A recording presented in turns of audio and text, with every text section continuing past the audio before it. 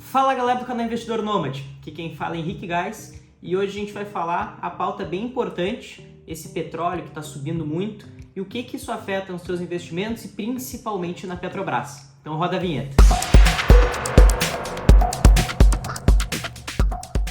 Mas antes disso, já se inscreve no canal, deixa o like, isso ajuda muito a crescer o canal e principalmente a trazer conteúdo de qualidade aí para mais pessoas, então me ajuda muito. Mas agora sim, vamos pro vídeo. E aquilo que está todo mundo falando é o aumento do petróleo no mundo. E o que isso impacta no nosso bolso e o que impacta nos índices inflacionários do mundo todo. A situação da guerra com Rússia e Ucrânia é o que foi o principal agravante aí desse aumento do petróleo e a gente vê aí nessa série de capítulos da novela que talvez demore um pouquinho mais do que imaginado para acabar essa situação. Mas então eu vou trazer para vocês algumas visões de economistas, o que estão falando do Brasil como um todo, o que isso afeta o Brasil e principalmente o que afeta na Petrobras. Isso já é basicamente, todo mundo já sabe, mas é importante eu reforçar.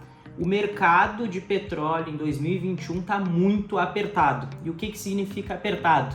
Apertado no jargão do mercado financeiro, apertado na oferta e na demanda. E foi muito afetado mais pela falta da primeira do que aumento da segunda. Isso justamente porque a gente está vendo que já está entrando nos níveis de consumo pré-Covid. A oferta não está respondendo como costumava com o aumento dos preços do petróleo e também muito se dá isso ao mercado norte-americano, que não está conseguindo acompanhar também essa alta do petróleo. Restrições relacionadas ao Covid, a agenda de ESG, e também os investidores buscando mais questão de dividendos, empresas que pagam dividendos, do que mais a questão do fluxo de caixa das empresas, aumentam também essa tendência. Mas a grande questão do vídeo é a seguinte, pessoal, é o aumento dos preços dos combustíveis que a Petrobras tem dentro da lei que rege ela, de aumentar conforme o petróleo sobe, conforme o dólar sobe. Ou seja, a cotação do petróleo extraído deve seguir mais ou menos a cotação internacional para não ter um descasamento entre exportações dentro do nosso mercado. E para vocês entenderem, a manutenção do preço ia ter um aumento de pelo menos 30% no combustível.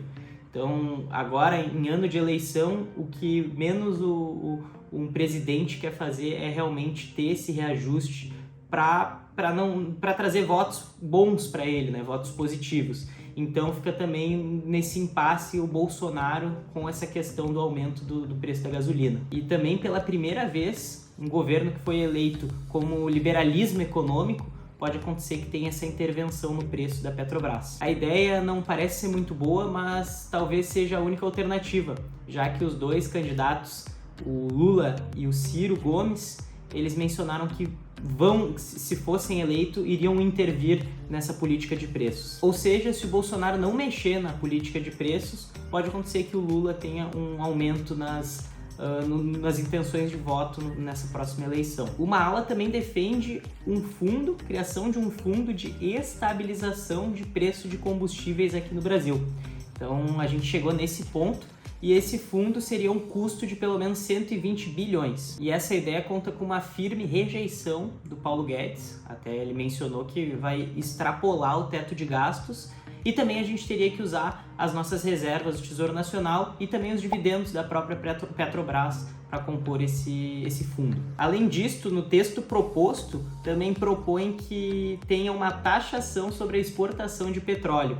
Então, olha a que ponto que a gente chega dentro do Brasil. Então, realmente, porque tem um descasamento sobre tudo, basicamente. Taxa de juros já voltou a subir, inflação continua subindo, gasolina também tá muito alta. Então, a gente tem todo esse descasamento e isso gera muitas complicações. A gente fica rodando em círculos, basicamente.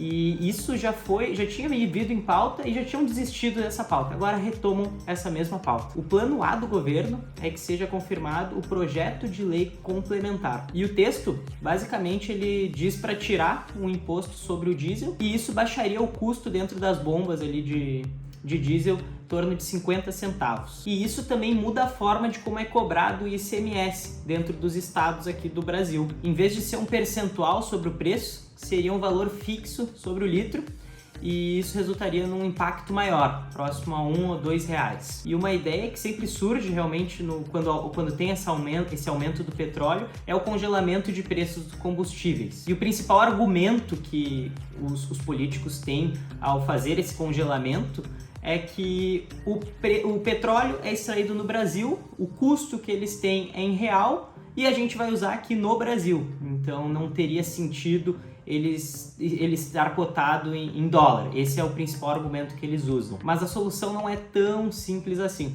Basicamente isso acarretaria um monte de problemas aí para a companhia e também pela questão de disparidade do mundo como um todo. O Brasil ia estar contra o mundo nesse sentido. Em uma matéria do Brasil Journal, um economista mencionou o que seria o impacto se tivesse esse congelamento de preços aqui no Brasil. Então o trecho da matéria é esse. A questão é cheia de nuances e a política de preço adotada pela Petrobras pode, no limite, levar a um desabastecimento de combustíveis no Brasil, além de comprometer a venda nas refinarias da Petrobras. Então, com esse rally histórico aí do petróleo nesses últimos 50 dias, se a gente for comparar, a Petrobras ela não fez nenhum reajuste, só agora, últimos dias fez, mas ela não tinha feito até então. E se for olhar a disparidade que está do combustível em frente ao petróleo, é em torno de 40%. Isso traz dois problemas muito graves. O primeiro deles é a política de desinvestimento que a empresa está fazendo ao longo desses últimos anos. Ela vendeu 2 refinarias. Essas 2 refinarias, no total, dariam em torno de 14% do refino do Brasil. Então, ao contrário da Petrobras, que é uma empresa totalmente verticalizada, ela extrai e refina, as refinarias não, elas só basicamente fazem o refino. Então, como ela é uma empresa horizontal, basicamente, se a gente tiver a política de preços abaixo do preço internacional, essas empresas terão prejuízo. Outro problema, até um pouco mais grave nesse curto prazo, é que se tiver essa defasagem de preço elevada, pode gerar um desabastecimento doméstico. O Brasil hoje importa cerca de 30% do consumo de combustível que ele tem hoje. Mas se os preços ficarem muito abaixo do internacional, isso perde a competitividade e as refinarias terão que exportar a produção dela. Afinal, lá fora, o preço é justo. Mas resumindo aqui para vocês, acho que ficou bem claro, quanto maior a defasagem de preços, é pior para a Petrobras, então é pior para o nosso mercado interno de petróleo. Então maior será o risco de desabastecimento. Além disso, a Petrobras não é de fato uma estatal.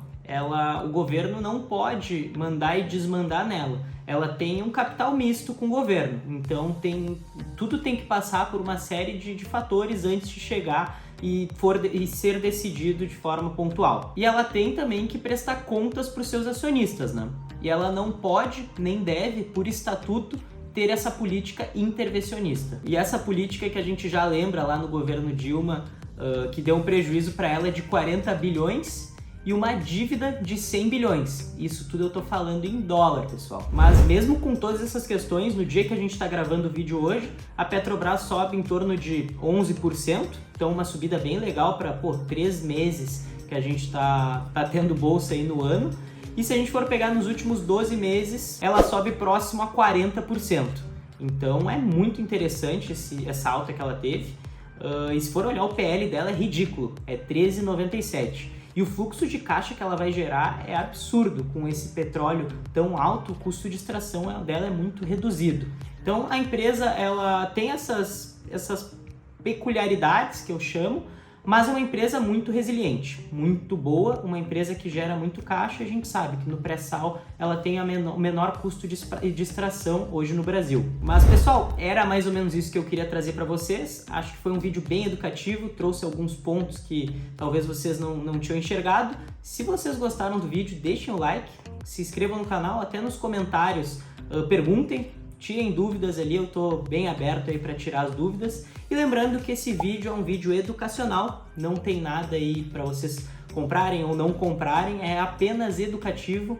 Eu não sou um guru aí da internet, eu trago educação para vocês, essa é a minha visão. Então eu vou ficando por aqui e até uma próxima, pessoal.